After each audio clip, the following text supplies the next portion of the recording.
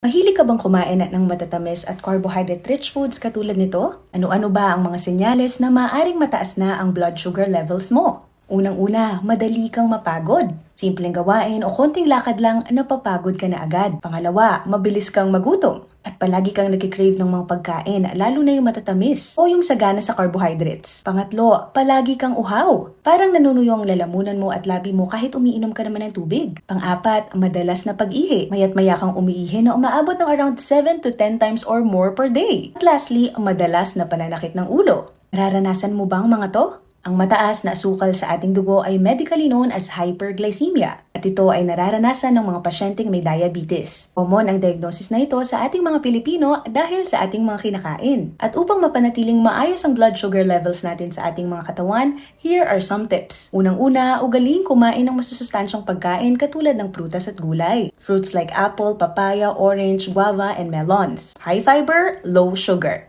At ayon sa mga pag-aaral, ang fiber ay nakakatulong to control the blood sugar. Plus, it can help manage your weight. Kaya naman ugaliin din kumain ng green leafy vegetables at whole grains. Tulad ng broccoli, cabbage, spinach, barley. I personally have JC Organic Barley with stevia, which is a low-calorie sweetener. Super easy to prepare and easy din to drink. I drink this every day and paubos na siya. And speaking of drinking, always remember to hydrate properly. Uminom ng 2 hanggang 3 litro ng tubig araw-araw. Iwasan ang fruit juice at sodas. And lastly, exercise. Ang pag-exercise ay makakatulong to lower blood sugar levels. Recommended na mag-ehersisyo ng 150 minutes per week, 5 times per week at 30 minutes kada session. At kung sakaling nakakaranas ka ng mga sintomas na nabanggit, siguraduhin kumonsulta sa inyong mga doktor for further evaluation and management. Okay? Mag-ingat po kayo parati. I'm Dr. Lian. Follow for more health tips.